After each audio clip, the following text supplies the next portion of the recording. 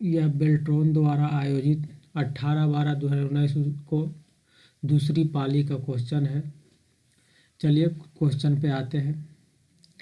Internet से connect करने के लिए ADSL का उपयोग करने के लिए निम्नलिखित में से सही कथन को पहचानें। तो इसका सही आंसर है अपलोड की गति डाउनलोड की गति को कम करना। अपलोड की गति और डाउनलोड की गति को कम करना। क्वेश्चन नंबर 2, पावर पॉइंट में स्लाइड्स में स्लाइड संख्या डालने के लिए किसका उपयोग करते हैं? हेडर एवं फुटर का। वर्कशीट में एक पंक्ति रॉ जोड़ने के लिए निम्नलिखित में से कौन सा तरीका सही नहीं है? तो ऑप्शन नंबर 4 है जो गलत है। रिबन पर दिए गए होम टैब पर क्लिक करें, फिर सेल्स ग्रुप में इंसर्ट लिस्ट में इंसर्ट सीट कॉलम पर क्लिक करें। ये गलत है, बाकी 3 ऊपर सही है। एक वर्कशीट में A1 और A2 के कंटेंट को जोड़ने के लिए निम्न में से कौन सा सूत्र सही है? तो सबसे पहले बराबर, फिर जो करना सम या घटाना जोड़ना उसका, फिर उससे एक सेल से दूसरे सेल के अनुपात में देंगे, इंटर मारेंगे, जुट जाएगा। तो सही आंसर है 4। अपने रॉ 7 और 8 को चयनित किया है और फिर आप इंसर्ट रो को चुनते हैं। इससे क्या होगा? तो इससे रॉ जो है 6 के बाद 2 रॉ और जुट जाएगा। स्लाइड सॉर्टर व्यू का मुख्य उद्देश्य क्या है? स्लाइड्स को पुनः व्यवस्थित करना। स्लाइड सॉर्टर व्यू का मुख्य उद्देश्य क्या है? स्लाइड्स को पुनः व्यवस्थित करना। निम्नलिखित में से SMTP सर्वर के बारे में गलत कथन का चयन करें। गलत कथन का, तो इसका जो है यह प्राप्तकर्ता ईमेल क्लाइंट एड्रेस की जांच करता है। विंडोज इन्वायरमेंट में MS वर्ड शुरू करने के लिए कौन सा बटन पर क्लिक करेंगे, किसका चयन करेंगे और चयनित करें और फिर उसका MS वर्ड विकल्प, तो स्टार्ट बटन पर क्लिक करेंगे, फिर प्रोग्राम को चयन करेंगे, फिर MS ऑफिस को चयनित करेंगे, फिर MS वर्ड का विकल्प का चयन करेंगे। तो सही आंसर है स्टार्ट प्रोग्राम और MS ऑफिस। 2 नंबर। चैनल पर जो भी नए हैं सब्सक्राइब कर ले और लाइक कर दे, और वीडियो अच्छा नहीं लगे तो डिसलाइक भी कर सकते हैं। कंपाइलर सोर्स कोड को ऑब्जेक्ट कोड के रूप में रूपांतरित किया जाता है। कह रहा है कंपाइलर सोर्स कोड है जो किस रूप में रूपांतरित किया जाता है? ऑब्जेक्ट कोड के रूप में। माइक्रोसॉफ्ट एक्सेल वर्कशीट में निम्नलिखित में से कौन सा कथन सेल स्टाइल सुविधा के बारे में सही नहीं है? तो इसका जो पूरे एक्सेल स्प्रेडशीट में एक समान रूप के लिए आप समान डॉक्यूमेंट थीम को लागू करने हेतु इसका उपयोग कर सकते हैं। ये जो गलत है। बाकी सही कौन कौन है? तो विविध सेल को तुरंत और अपने आप फॉर्मेट कर सकते हैं। फिर इसका उपयोग करके हम हर बार समान और एकदम सही फॉर्मेटिंग लागू कर सकते हैं। बहुत से सेल को फॉर्मेटिंग करने के लिए तेज़ी से इसका उपयोग किया जा सकता है। ये सब सही है। क्वेश्चन नंबर 11 में आते हैं। कोई यह कैसे उल्लिखित कर सकता है कि जब वर्कशीट प्रोटेक्ट हो तो वर्कशीट के उपयोगकर्ता फॉर्मेटिंग को बदलकर उसे लागू कर सकते हैं? तो फॉर्मेट सेल्स और प्रोटेक्शन को अचिह्नित अनियंत्रित करके। वह चार्ट एलिमेंट जो डेटा मान और श्रेणियों को चार्ट के नीचे प्रदर्शित करता है उसे क्या कहते हैं? Data points. क्या कहते हैं? Data points. वर्ड में मेल मर्ज के लिए नया डेटा सोर्स बनाने के लिए मेलिंग्स के किस नई सूची बनाए के विकल्प का उपयोग करते हैं? तो प्राप्तकर्ता का चयन करें, यानी सेलेक्टेड रिसिपिएंट का नई सूची बनाएंगे। क्वेश्चन अगला है। स्मार्ट आर्ट ग्राफिक के लेआउट को बदलने के लिए, स्टाइल को बदलने के लिए या आपके स्मार्ट आर्ट ग्राफिक में उपयोग किए गए हुए रंगों को बदलने के लिए आप किस टैब का उपयोग करते हैं? तो फॉर्मेट टैब का उपयोग करते हैं। MS वर्ड का उपयोग करते समय आप डॉक्यूमेंट को फुटनोट सम्मिलित करने के लिए किस मेन्यू का उपयोग करेंगे? तो रेफरेंसेज। जब आप एक्सेल वर्कबुक खोलते हैं तब एक्सेल आपके लिए अपने आप किसे चुनता है। डॉक्यूमेंट विंडो के निचले भाग में शीट टैब पर वर्कशीट का नाम दिखाई देता है, तो शीट 1।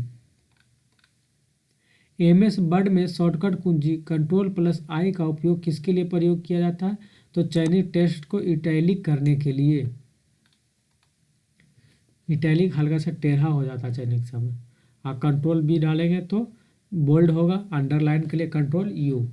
निम्नलिखित में से पावर पॉइंट में स्लाइड लेआउट के गलत पूर्व निर्धारित लेआउट की पहचान करें, तो 3 कंटेंट लेआउट। निम्न में से कौन सी तकनीक किसी छवियों जैसे EG, JPG, TIFF, BMP, dot को प्रोसेस करती है और इसमें प्रिंट किए गए टेक्स्ट को एक्सट्रैक्ट कर सकती है तथा इसे text file MS word file में रूपांतरित कर सकती है, जिससे इसे संपादित किया जा सके ऑप्टिकल कैरेक्टर रिकॉग्निशन के द्वारा। पहुंच यानी एक्सेस की गति बढ़ते क्रम में निम्नलिखित में को व्यवस्थित करें, तो है डायल-अप है, DSL है, केबल है, तो पहला डायल-अप, दूसरा DSL, तीसरा केबल। माइक्रोसॉफ्ट वर्ड का उपयोग करते समय टेक्स्ट के ब्लॉकों को print, preset, formatting, definition apply करने के लिए किसका उपयोग किया जाता है।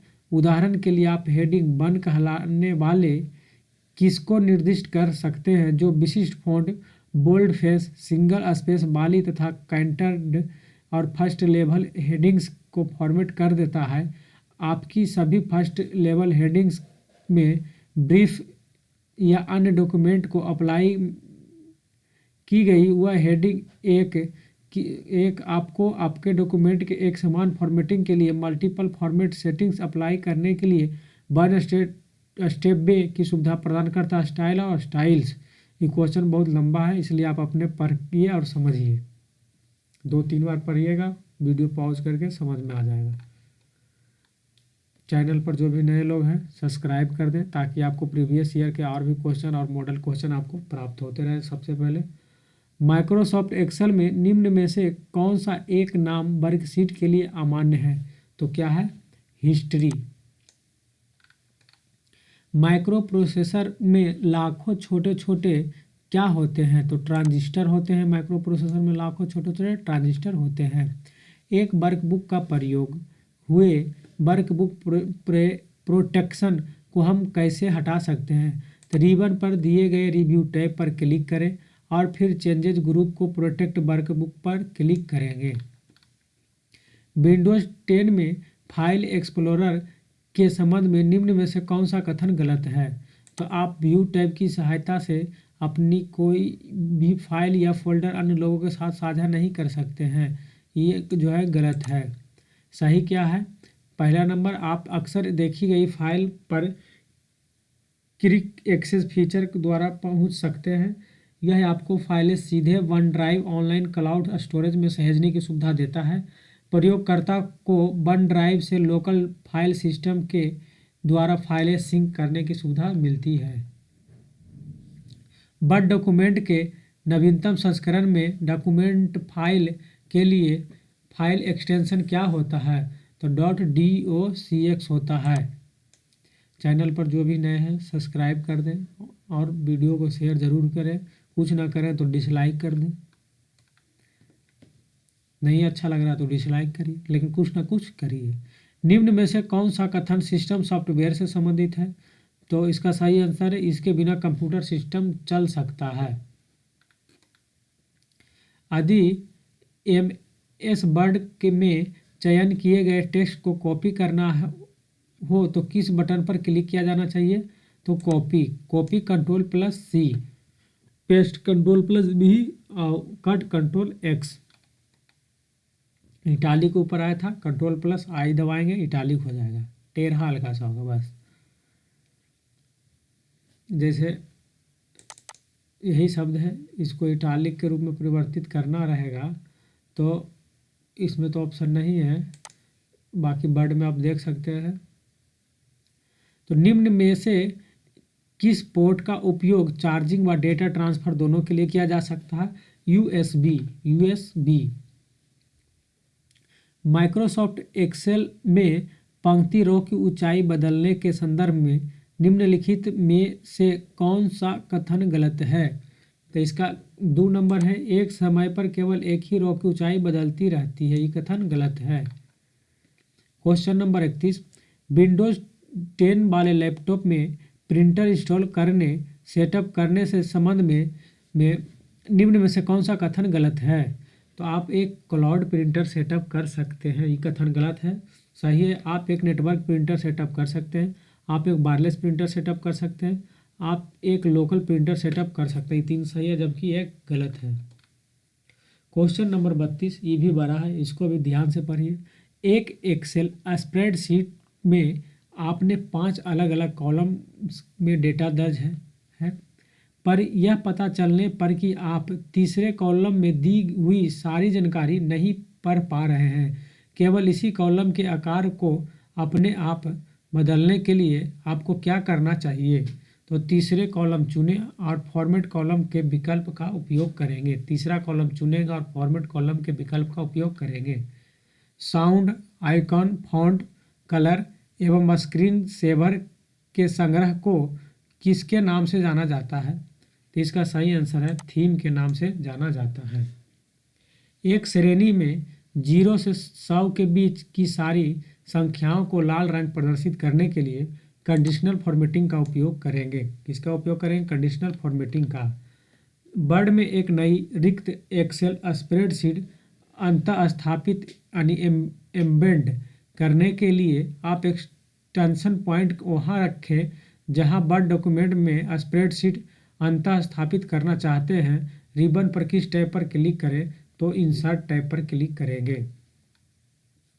Question number 36, Windows XP desktop पर पाया जाने वाला छोटा चित्र वह प्रतीक होता है जो प्रोग्राम, एप्लीकेशन या फाइल को दर्शाता है।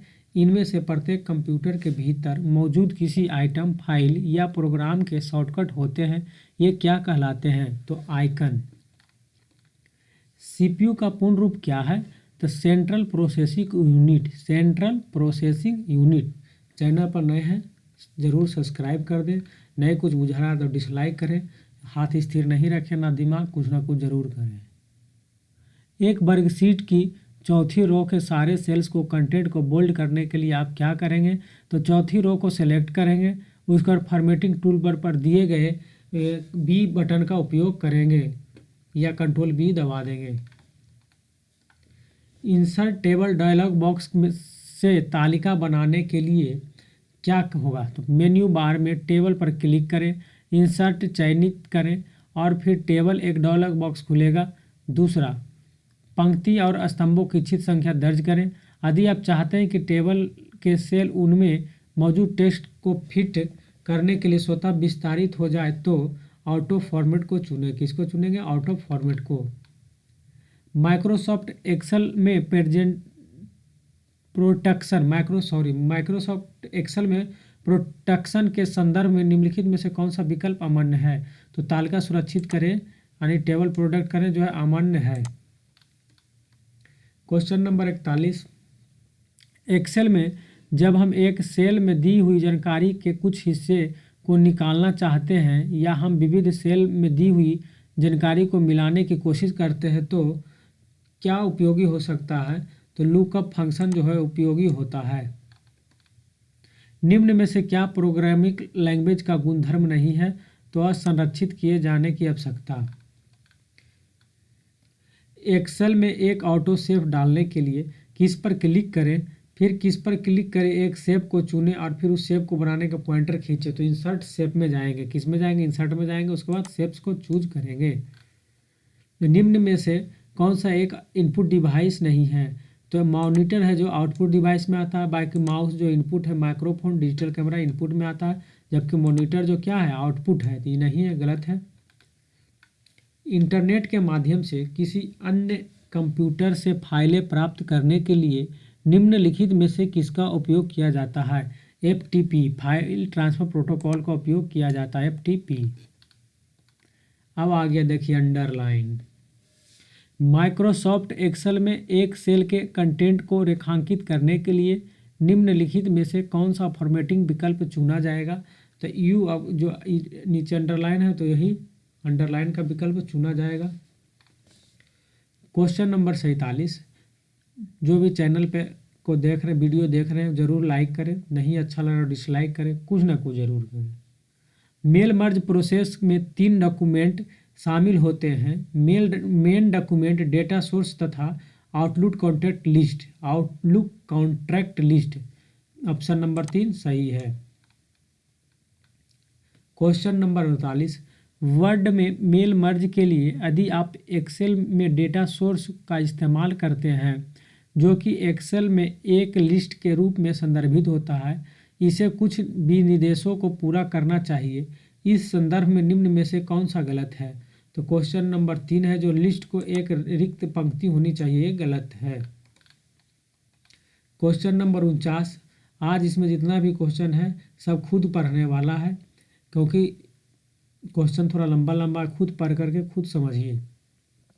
मेल मर्ज का उपयोग करके टेबल प्रिंट करने के लिए मेलिंग्स में जाएं और क्रिएट लेबल्स को अथी करेंगे। फिर लेबल्स ऑप्शन डायलॉग बॉक्स में लेबल प्रोडक्ट्स लिस्ट में अपना लेबल सप्लायर चुनेंगे। फिर प्रोडक्ट नंबर लिस्ट में जाकर उस प्रोडक्ट नंबर को चुनेंगे जो आपको लेबल को पैकेज पर दिया हुआ है। फिर ओके को चुनेंगे। अब आपका डॉक्यूमेंट लेबल के आउटलाइन वाला एक लेबल दिखाएगा। यदि आपको आउटलाइन नहीं दिख रही है तो टेबल लेआउट में जाएं और व्यू ग्रिड लाइन चुनें। ग्रिड लाइन को चुनेंगे, उसके बाद फाइल में जाएं, उसके बाद आप डॉक्यूमेंट को सेव करेंगे तो इसके क्या होगा, क्रिएट। पावर पॉइंट में फॉर्मेट बैकग्राउंड का उपयोग किसके समय किया जाता है? तो स्लाइड डिजाइन के समय ही फॉर्मेट बैकग्राउंड का प्रयोग पावर पॉइंट में किया जाता है। आपके कंप्यूटर में फाइल संग्रहित करने का एक स्थान होता है। यह डॉस, यूनिक्स, विंडोज इत्यादि के जैसे ऑपरेटिंग सिस्टम में फाइल सिस्टम के वर्गीकृत संरचना में पाया जाता है। उसे क्या कहते हैं, डायरेक्टरी। पावर पॉइंट में अगर आपके पास स्लाइड्स है और आपने 5वीं स्लाइड्स को चुना है तो प्लस पर क्लिक करने पर आप कौन सी स्लाइड पर पहुंच जाएंगे? तो स्लाइड नंबर 10 पर पहुंच जाएंगे। बड़ी संख्या में रो और कॉलम वाले डेटा वाले वर्कशीट में जब आप वर्कशीट के दूसरे हिस्सों को स्क्रॉल करते हैं तब वर्कशीट की पहली रो में दिए हुए कॉलम हेडिंग्स को दृश्यमान रखने के लिए निम्नलिखित चरण किए जाते हैं। तो पहले व्यू करेंगे, फ्रीज पेन्स, फिर फ्रीज फर्स्ट रो करेंगे। एक्सेल में प्रोडक्ट शीट का विकल्प निम्न में से किस मेन्यू हेडिंग में उपलब्ध होता है? तो इसका सही आंसर है रिव्यू में। निम्न सेल के कंटेंट का अध्ययन करें। A3 में बराबर A1 गुना $A2 सूत्र है। यदि A3 सेल के सूत्र B3 में कॉपी किया जाता है तो B3 में प्रदर्शित होने वाला मान क्या होगा, 10। इसको जोड़ देंगे दोनों को तो 10 आ जाएगा। Question number 56, class B network में पहले किस बिट्स एड्रेस नेटवर्क का हिस्सा होते हैं? तो 16 बिट्स एड्रेस के नेटवर्क का हिस्सा होते हैं। चैनल पर जो भी नए हैं वो सब्सक्राइब कर दें और लाइक करें, कुछ ना कुछ करें तो डिसलाइक कर दीजिए, लेकिन कुछ कर दीजिए। MS वर्ड में पेज सेटअप डायलॉग बॉक्स में पेज एट्रीब्यूट्स में निम्न में से कौन सा मान विकल्प नहीं है? तो पेपर साइज। कौन है, पेपर साइज। एक मर्ज डॉक्यूमेंट बनाने के लिए मार्जिंग एक मुख्य डॉक्यूमेंट को डेटा सोर्स के साथ सम्मिलित करता है। मर्ज करने से पहले मेलिंग टैब पर किस ग्रुप आपको लेटर्स देखने की अनुमति देता है? जब आप सुनिश्चित हो कि मुख्य डॉक्यूमेंट और डेटा सोर्स नहीं है तब मर्ज पूरा करें। फिनिश मर्ज कमांड का उपयोग करें तब पूर्वावलोकन परिणाम यानी preview results. MS word document में लाइन यानी स्पेसिंग का उपयोग किस बदला जाता है? डिजाइन और पैराग्राफ स्पेसिंग का। क्वेश्चन नंबर 60, से पहले जिनको भी क्यूज करना हो मेरा टेलीग्राम ग्रुप से जुड़ सकते हैं, उसमें क्यूज कराया जाता है free free free. Question number 60, विश्व में कहीं पर हार्डवेयर के क्लस्टर द्वारा संचालित और इंटरनेट पर आपके टर्मिनल पर वितरित कंप्यूटिंग सर्विस क्या कहलाती है? तो क्लाउड कंप्यूटिंग। क्या कहलाती है? Cloud computing. जो भी चैनल पर नए हैं चैनल को सब्सक्राइब कर दें, लाइक कर दें, शेयर कर दें।